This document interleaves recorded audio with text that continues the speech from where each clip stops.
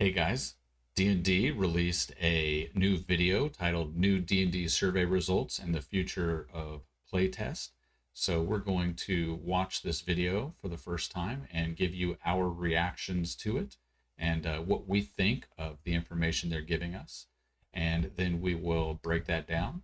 So let's get into it and take a look at this video and see what we think. Hello everyone, today we are talking about some of the survey results that came from the It's about time. and also revised species, and talking about what you can expect from unearthed arcana in the future as well. So let's dive in. How'd everyone do? Well, first, it's great to be back together Yeah. in the new year talking about the playtest for the 2024 Player's Handbook. Right. And as a part of that, we did indeed receive a tremendous amount of feedback on. They've received a lot of feedback on a lot of stuff. It took them a long time to give us this. This has been, like the survey's been closed for a month now. Surprisingly a long time. The cleric, as well as several revised species options. The Dragonborn, the Ardling, and then the surprise guest, the Goliath. Right. Now, I should say, for anyone who took the survey when it came out, during the first hour or so of the survey, there was a glitch, and the survey was incorrectly not asking for feedback on the Goliath. Thankfully, our great consumer insights team spotted that, got it fixed, and then over the course of the survey period, were able to gather feedback from thousands of people on not only the Goliath, but also the Dragonborn, the Ardling, and the Cleric. Good job. So how did they do? Yeah. Way to test. Key findings. So the key findings were that Cleric overall, high score. The Goliath, now introduced with different options based on different types of giants, was really popular. I did like the changes to the Goliath. I thought the Goliath changes were pretty cool. Not just the changes, they didn't really change the Goliath. They added new giant type features based on their giant type. I guess they also added in the size change. I thought that was pretty inconsequential, being able to change size, because it doesn't really have any effect on hardly anything when you change size. But the adding all the different abilities based on your giant subtype, fire giant, ice giant, all that kind of stuff, I thought was pretty cool. It's been so long since I filled out the survey, because they took forever to get the results tabulated, that I don't remember if I liked or disliked the cleric. I think I was indifferent to the cleric. I liked some of the stuff, but I disliked others. So I think cleric generally was a wash for me. It was in the 80s with satisfaction. And the reward for most improved goes to the Dragonborn, who the last time was in the 60s when it comes to satisfaction score. This time, with not only the revision to their breath weapon, but also the introduction of draconic flight, the Dragonborn, with those new wings, soared up also into the 80s. And so the Goliath... That just seemed like a no-brainer. The only race, I suppose there's some other races, the Aarakocra and stuff, but the only major race that's based on a creature that flies, and they weren't able to fly at all. That was ridiculous. But other than adding the limited flight, they adjusted the breath weapon back to the 5e version, the Fizzban's Dragons 5e version, essentially. So they didn't even really change that. They changed it the first time and screwed it up. And so then they just backed that change out, and then that's where they were successful. I feel like they could have figured that one out before they ever submitted the playtest material, as I would guess the reason they made those changes in Fizzban from the original 5e version of the Dragonborn is because players didn't like it. So they changed it in fizz bands to get something players would like and then didn't keep it. Didn't make any sense. Leviathan and the Dragonborn are both on solid ground, at least in terms of satisfaction for those who took the survey. It's always important to remind people that whenever we talk about these scores, they're simply the satisfaction scores of the people who took the survey. We know the D&D audience is far, far larger than the number of people who take any of these surveys. Yeah. So that's why we always have to balance that quantitative. We talked about that a little bit previously too. The people that take the surveys isn't just a small portion of the total people that play D&D, but is the most engaged portion also. So the answers they're getting in this playtest survey results is not indicative of the general casual players. It's the most engaged players like us who watch YouTube videos, thanks for watching, and that, are running the games. I would guess 95% of the people that filled out the survey are dungeon masters, whereas only about 20% of people that play D&D or run D&D are actually dungeon masters. So I've always had some issues with the demographics of these playtests because I don't think it's a fair representation of your standard casual user. The vast majority of people that just play the game aren't usually out here looking at this. Now, there's some of us that like to min-max and find different combinations, and especially those of us that play a lot try to find different ways to do things in the game so that there's more variety to keep it fresh. And so those few people would fill out the survey too. But the vast majority of the casual players, I don't think, are represented on any of these survey results. And I'm not sure how you get those results. So, I mean, it is what it is. Quantitative data with qualitative data. We look at what are people saying on social media, what are people saying in the thousands of lines of written feedback we get, and we have members of the team who are, as we speak, continuing to go through that feedback so that we can drill down under sort of the tip of the iceberg, which is the score, to really get at what do people think about each of these options. And that said, still the best way to leave feedback is taking the survey. Absolutely, because by taking the survey, then people ensure that their feedback gets in front of our design team. Because our design team, after our consumer insights team gathers all that data, determines the scores, gathers all of the written feedback, they bundle it up for us and hand it to the D&D design team. And we have several people of our team who then go through that material. And that's why it's almost like writing a letter to our team. The way to make sure it gets to us is the survey. Okay. And there was, however, in that survey, one friend who isn't going to make it, and that is the Ardling. There are a lot of fans of the Ardling. I don't know any fans of the Ardling. It was such a lackluster race. I mean, its entire theme was, like, originally, it had competing themes between being a beast man and being some sort of celestial being. We've already got celestial beings in the Aesmar, however you say it, that are kind of the antithesis of the tiefling. So we've already got someone that fills that role as far as races go. And as far as beast men, we've got turtles, we've got minotaurs, we've got aarakocras. I mean, 2/3 of all the playable races in the game, lizardmen, kobolds, 2/3 of all the playable races are already beast creatures that have abilities based on their bestial nature. So I don't know that there was a purpose or a need for the Ardlings. So if they just completely go away, it won't hurt my feelings. the abilities they gave them were extremely uh, unuseful, very niche uses.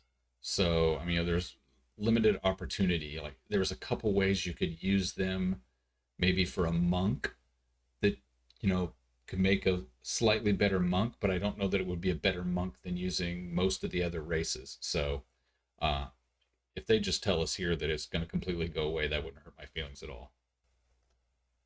Yeah. But the Ardling's time has not yet come. And so... Why do I feel so bad for the Ardling? Make them I have a useful. fondness for them, but as is so often the case with anything that our team works on, we often see things as, again, it's not their time rather than it's finished forever. And so the Ardling is moving out of the playtest for now, and maybe in some future year will return. And really, when we dug into the written feedback that people provided on the survey, as well as looking at what people were saying online. Let me know down in the comments what your thoughts are on the Ardling. I mean, I have apparently pretty strong thoughts on it, but I'd be curious to know what the rest of you think about the Ardling. Like I said, I didn't find it a very good race, and apparently a lot of the people in the playtest material didn't. If you have a counterpoint to that, I would love to hear what it is down in the comments. Let's keep going.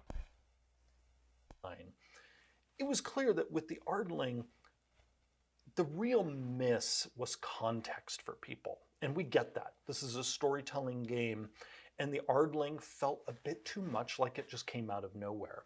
And so our takeaway is, as enchanted as we are by these animal folk with celestial origins, the place to introduce them is a place where we can provide more story context for them and their entry into the multiverse. And so that's why I say, it's not for today. I could see them in a they're not gonna be in the supplement player's somewhere. handbook, but that doesn't mean they will not visit us at some future date. Very excited for the new version of the Goliath. I think that itches a scratch for a lot of people. Yeah. And it even scratches an itch. Yeah. It itches a scratch. Yep, it's been a while, everybody. Perfect. My wife is actually playtesting the Goliath When it in a campaign we comes to have. the cleric, we find this with classes. We get a lot of written feedback. We're still going through it. But the initial findings are there's a lot of positivity about some of the new features, like the new Holy Order feature, where people get a little more customization with their cleric. And Customization is good. in the class. But before we jump to any sort of design conclusions, we're going to keep drilling to really tease out as many nuances as possible to make sure we do for the cleric what we plan to do for every class, and that is make sure that the revised version of it really sings for the people who love that class. That's what I often like to say. We make the cleric for people who love playing clerics. We make the fighter for people who love playing fighters. We view each I did like, now that he says that, taking the Holy Order stuff out of the subclasses, because I think that so many people took a 2 level dip, whatever it is, for cleric just to get like the armor, just to get armor. And so now that forced a lot of people into a subclass that they didn't really want to play. They just wanted the armor. So by pulling it out, maybe you can have a little more variety in the subclasses that people may take.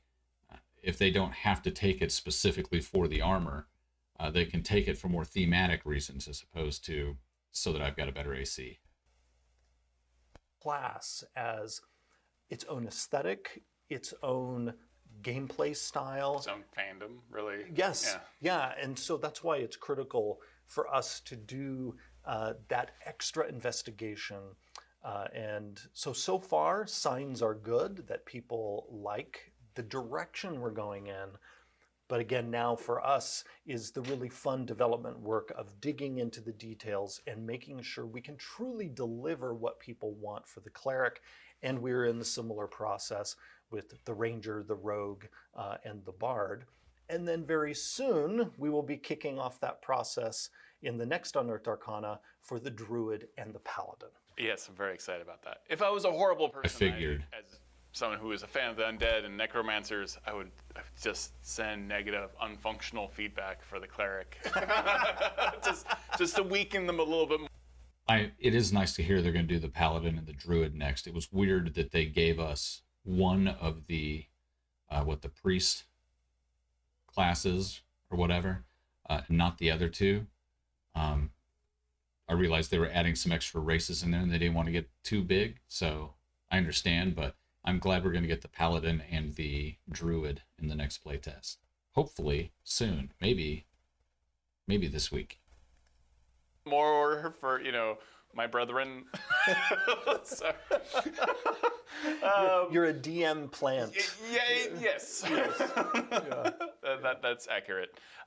Were there any other insights that were surprising about the survey? So, not surprising so much as illuminating. We really love when we start doing that mining in the gold mine that is all this feedback that people provide, of getting these insights, these illuminations on what do people find fun. What are the things that we're experimenting with that are enticing or exciting to people, and which ones are falling flat? And so we've also been doing a lot of digging in the feedback we've gotten on the rules glossaries that have appeared in the previous few Unearthed Arcanas. And so people in the next UA are going to see some changes based on us doing some digging. And this is some really interesting digging because, and this is why I used earlier, The way they included everything was a little tough to follow. Will give us a certain indication of sort of where the wind is blowing for the people who took the survey. But what we then find as we start drilling down is, do the comments back the score up? So for example, sometimes something will score really high and you'll go into the feedback and people will write, this is awesome and here's why I like it. This is why I can't wait to use it. That's what we like to see. We like to see that positive high score being echoed in the written commentary. Sometimes though, we will actually get things that get a decent score, but then we go into the feedback and instead what people are saying is, this is fine. Or I could live with this. Or I guess this change is okay. That's a red flag for us. And so there are actually a number of things that purely on a quantitative level in the survey scored well. Like, great example is the jump action that we were experimenting with. Experimenting with it purely because we wanted to see, could we make a simpler way for people to jump? That simplicity came with a cost, which was your action. The action itself scored well. So if we were to make our decision purely on the score, that action would go right into the new player's handbook. However, when we started digging, we realized it was a whole lot of meh. It was a whole lot of, I could live with this. That's not good enough for us because, again, not only is the game all about having fun, we're also talking about a game that we are evolving. It's not a new game.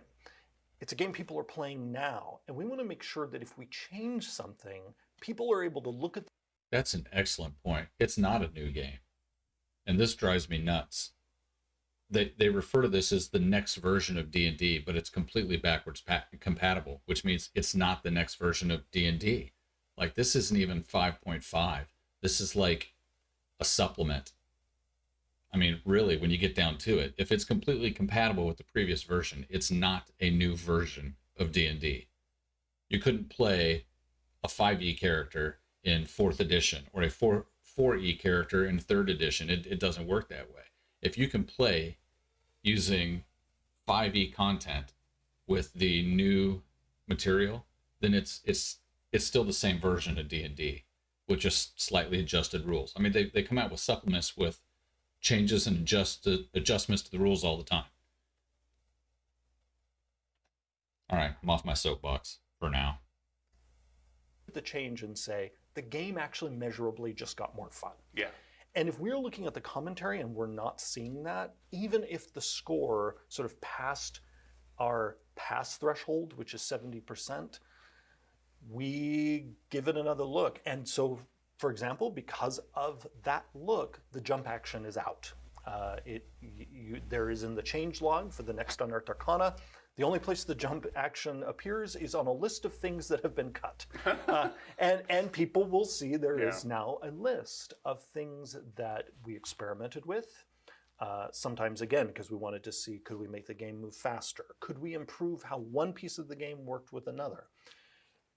We still have those goals, but if something didn't land, or if it landed, but again, it wasn't delighting, then we'll go look for another way to accomplish that goal while leaving many of the original rules intact. So people will see in the next UA notes of that thing we were playtesting is now out of the playtest, and just use the 2014 rule in that piece's place. And there have been some questions about the survey and the playtest where like certain abilities weren't there the next time and they thought, or like spells weren't there being playtest, like Eldritch Blast. It doesn't mean we're getting rid of Eldritch Blast. So this is like another way to be more transparent about what is staying and what's going, what's working, what's not. Absolutely. And Eldritch. It was very hard to follow what we were supposed to use in the playtest and what we weren't. So anything they do to clear that up would be handy. I didn't think they were making Eldritch Blast go away just because it wasn't included, but there was some confusion as to, okay, in the first playtest document, this and so rule was there, and in the second one, it's not. So did we get rid of that, or do we still use that, or do we use the 5e version of that rule? So I think going forward, I'm hoping that they're more clear on what's coming and what's going and what we're supposed to be testing at the time. Blast, for instance, isn't going anywhere. It's just right now. I mean, it better not.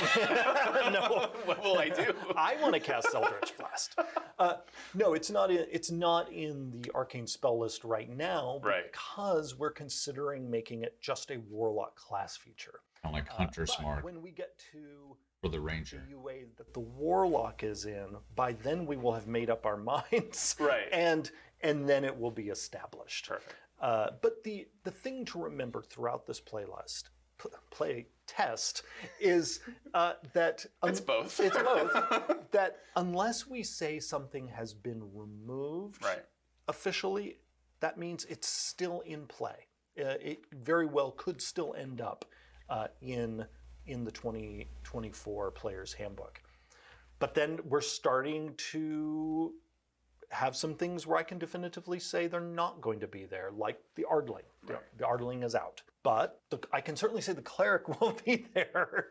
And a lot of what people are seeing in the Cleric will be in the next version. If you included puppy art of Ardlings with puppy faces, it probably would have made it. So if you want to manipulate, sentiment. So a lot of the fan Nice of you to think of us all as shallow idiots that as long as we see a puppy, then we'll just say, yay, 100%. But no, I don't think that had anything to do with this at all. And I'm sure your comment was sarcastic, but it was also kind of idiotic. So let's move on. art that we already saw cropping up for Ardlings was a lot of really adorable good boys and good girls. And that's again why we think they might get another shot someday. You and I are going to be doing some things a little bit differently. We may be having follow-up videos as well before, to launch when the survey results open up, just based off feedback that we're already seeing out there. People wanting a little bit more clarity about features that are included in the playtest by survey day. So Yes. yeah, we'll have more videos about this. Absolutely. And then the schedule's changing. Well, Speaking of the schedule, another thing that bothered me is the huge gap and the lack of communication is what's going on. Now, I know that the OGL debacle happened in between here, but it also didn't give, I don't feel like teams that were working on the OGL were the same as the teams that were working on the playtest. I feel like that should have been separate. But also, just a general comment about the playtest material is, once we get the material, we've got like 1 month to playtest it. And most of my groups are once a month because we have several groups and we're adults with real world lives and jobs. So we're only playing once a month. So we only got to playtest some of those one time. Even if you're playing weekly, four sessions, you maybe go through 2 levels. I mean, can you really play test an entire class in 2 levels? It's just not, it's not enough time for the playtest material. Now I know they need feedback so that they know, what's going on, but I'm hoping that at some point they'll give us more time for the playtest material, or I know we could still be playtesting it now, but they aren't asking our feedback. So if I continue testing the cleric now, they aren't going to ask me for any more feedback about it. Well, that I know of. I would hope that in the future they will ask for more feedback on the cleric. They were talking about they're still going to make some deep dive into the cleric, but the point is the stuff in the playtest material needs more than 1 month to test. And so I hope that everything that they've got and that they've decided on, if they've cemented anything down, I hope that they're still asking for feedback on some of those classes and races and stuff like that farther down the line. Not so much changing, It's but just yeah. now we have our 2023 schedule. Yeah. So in 2023, we're going to come out with UA every few months. So we have the next UA coming out in the next few days, and then we're looking at around April for the next one to come out, and the next one is going to be chunky. And so there will be a regular series of releases, but it will be again every few months. Yeah, so we're moving away from like that almost monthly cadence to just chunkier bits bi-monthly. And one reason that we're doing that is, again, the feedback. So I really would prefer smaller playtest packets more frequently. So, give us just the druid, but then don't wait 2 months to give us the next one. Like, instead of going, here's 3 classes, you've got a month to play test it and then a month for feedback, and then we'll give you more stuff. Give me the playtest material for the druid, and then give me 2 months to play test it and give you feedback, but don't wait that whole 2 months before you give me the next playtest. Then throw the paladin at me, 2 weeks later or whatever. I feel like you don't have to have everything segmented. Start playtest, end all of this material right here, and before you start the next one. I feel like there could be some overlap. I think that would be a better way to playtest a lot of this stuff. Not to mention, you could make some changes more dynamic. When all of a sudden you're getting a whole bunch of feedback that the Ardling is trash, you don't have to wait 3 months to update the community on it. You can say, okay, this was clearly a problem. We had our Ardling team or our race team or whoever make a few minor tweaks. Let us know what you think about this. As a computer programmer in my day-to-day life, that's how you build a big project. It's tiny pieces at a time, and all of them happening at the same time. Not get this one thing working 100% perfect before you move on to the next. That's just not how anything works anymore. So we saw last year when we were started off with the UAs being more rapid, one of the pieces of feedback we saw not only in the surveys but on social media was people actually asking for more time between them, so that there was more time to play test, right, more time to ponder. I said that earlier. I'm genius. I may be the smartest man ever. And also in the hope that more certainly time the most humble. Each release could also be a bit bigger. And so we listened to that feedback, and I disagree with that There's part. no need for anyone to worry. We will still be playtesting the same amount of things. It's just gathered up in different bundles rather than. Like I said, I think that you can give us more time with each bit of playtest material, but not have such a big break in between by simply staggering them and overlapping the dates and having smaller buckets to work with. I think you can get the best of both worlds and be far more efficient on top of it. Little monthly bundles. And you're getting more videos. So Yes. Yeah. perfect for me. Well, and me too, because it means I get to talk with you now. Oh, so sweet. Excellent. So yeah, that's basically that's our kind of our coverage of the survey results from the last UA. That's an update on what you can expect for the schedule, and also more videos on UA. And you and I are also going to get into more design process evergreen videos throughout the year. So kind of like showing people what's going on under the hood kind of stuff, I think, like masterclass kind of style videos. So that will be a lot of fun as well. Yeah. So yeah, I look perfect. forward to it. All right, so that is my reaction to the latest video for the survey results. My dog's over here growling. Shut up. The if you have any other thoughts that you would like to add, leave them down in the comments. Hopefully, lots of comments, some thumbs up, subscribe. We're gonna take a look at each of these videos, and when the playtest material does come out, we will do some more videos on that as well, and we'll probably go live here on YouTube to take a look at the playtest with all of us together, and then also check out this playlist here. Over there. I'm gonna put the playtest over there. Or not the playtest. Over there will be the playlist for my mega dungeon that we're building. So feel free to check that out as well. Until we speak again, keep on hacking the dungeon.